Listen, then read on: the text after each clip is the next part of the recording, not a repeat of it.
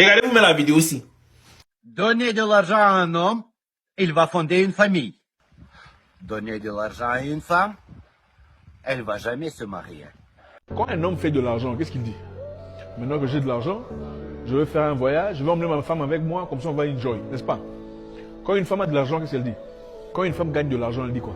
Je n'ai pas besoin d'un homme dans ma vie. Je suis indépendante. J'ai remarqué que les hommes ont tendance à dire, tu ne seras pas marié, on ne va pas te marier, on ne va pas te marier. Moi, j'aimerais leur demander, toutes nos mères qui étaient mariées, leurs pères ont fait quoi dans leur vie? Nos pères, avec vos pères, ils ont fait quoi dans la vie de nos mères qui étaient mariées? C'est nos mêmes mères qui nous ont dit de ne pas prendre des maris comme notre premier problème. Vous comprenez? Donc, vous êtes le dernier de nos problèmes. Vous êtes le plan Z. Vous allez rester le plan Z. Je vais retourner ma caméra pour vous montrer quelque chose. Parce que j'ai l'impression que vous êtes dans le déni. Aujourd'hui, nous les femmes, nous travaillons. Nous sommes aisés. Vous ne voulez pas comprendre, mais nous sommes aisés. On n'acceptera pas n'importe quoi. Le mariage, là, ça ne change rien. Au contraire, c'est nous, on apporte tout dans le mariage. C'est nous qui apportons tout. L'éducation, le ménage. Nous sommes encore votre mère. On ne veut plus être vos mères dans vos foyers tristes, là. On ne veut plus être votre mère. On veut être votre épouse. Si vous ne comprenez pas, on va vous laisser. Franchement, c'est vous qui avez tout. C'est vous qui avez besoin de tout. Hein. Sinon, les femmes ont toujours vécu seules et puis ça va. Hein. On voit les veuves ici. Par contre, vous, le même jour de l'enterrement, vous êtes avec une autre. Vous n'arrivez même pas à vous nourrir vous-même. Merci, Lumière. Vous n'arrivez même pas à les habiller sans que vous ne soyez dressés. Et vous allez venir vous arrêter. On ne va plus vous marier. Vos mariages changent quoi à nos vies? Mariage dans les foyers lugubres, les mariages volcaniques, avec vos draps Louis Vuitton, vos rideaux Gucci. Franchement, vos bêtises. Je vais retourner ma caméra, j'arrive pas à retourner ma caméra. J'allais vous montrer ma maison pour vous montrer que vous-même qui parlez de mariage, moi-même je peux vous nourrir, vous et votre famille entière. Nous les femmes, on n'a rien à foutre de vous au fait. Vous comprenez? Donc prenez et puis buvez un peu d'eau. Un homme de ton âge, tu as plus de 30 ans, mais tu es tellement naïf. La fille te fait faire tout. Ta manière de rire, c'est comme si tu as rappelé quelqu'un. Trop naïf, un homme de plus de 30 ans. Comme mon mari aime dire, la fille que tu choisis, c'est ta petite soeur en réalité. En dehors des exceptions.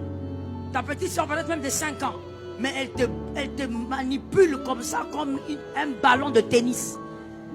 Moi, dans ma famille, on ne peut pas accepter les mariages comme ça. Tu sais, dans ma famille, il y a des profs. La famille du garçon que tu veux épouser, il n'y a pas de profs.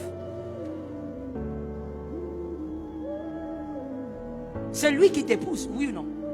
C'est pas lui qui paiera la dot. Nous sommes au Congo, n'est-ce pas? C'est lui qui paiera la dot. Donc lui va payer la dot selon les moyens qu'ils ont. Il ne paye pas la dot selon votre famille. Alors dans ma famille, tu sais, il y a beaucoup de députés. Celui que tu as épousé n'est pas député. Regarde les gens de femmes que toi tu aimes. Trop de naïveté. Mukolo yapamba. On te manipule comme ça simplement, Seigneur, délivre mes enfants. On te manipule avec simplicité. Et tu es là en train de souffrir. Les nerfs se sont levés. Je te vois à l'église. Quand je te dis pourquoi tu es venu en retard, tu es là, tu es stressé. Tout te stresse. Pourquoi? La fille là te stresse. Pasteur Joël encore te stresse. Parce que tu allais épouser une poule. Alors que toi tu es un aigle. Une poule, même quand elle a des plumes magnifiques, doit épouser un coq. Et ce n'est même pas difficile en tant qu'homme de savoir si la fille qui est devant toi est une poule ou je ne sais pas, un cobra. Sa façon de parler, ce qu'elle te dit, là où sont cachées ses valeurs. Voilà pourquoi je dis toujours, lorsqu'on se prépare à épouser quelqu'un, et là je parle des hommes, on n'est pas là en train de dire je t'aime. On pose les vraies questions pour savoir qui elle est, comment elle réfléchit. Non mais pasteur, elle va faire semblant. Écoute, le commun de mortels l'a compris. Chasser le naturel.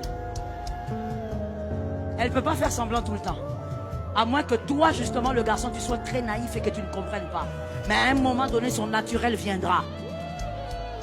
Vous êtes encore fiancés. Vous n'êtes même pas fiancés, je veux dire. Il y a juste la prédote. Mais elle te demande de lui acheter des bijoux. Quel bijou? Il y a quelqu'un dans la salle qui a dit au pasteur, c'est un cadeau. Va t'acheter ça toi-même. Tu n'es pas sa femme. Si aujourd'hui vous vous séparez, tu sais qu'il n'y a aucune écriture qui dit que vous avez mal fait. Si vous êtes prédoté, il n'y a aucune écriture qui dit que vous avez mal fait. Donc il peut te quitter, tu peux la quitter avec les bijoux de 500 $, les bijoux de 1000 $, les bijoux de 2000 $. La vision de l'aigle. Est-ce que quelqu'un m'entend bien? Si tu laisses pas les femmes pour te concentrer sur ta vie, les femmes vont te laisser et la vie va se concentrer sur toi. Je répète, si tu laisses pas les femmes pour te concentrer sur ta vie, les femmes, elles vont te laisser et la vie elle-même va se concentrer sur toi. Et si la vie se concentre sur toi, là, petit frère, tu vas pas croire.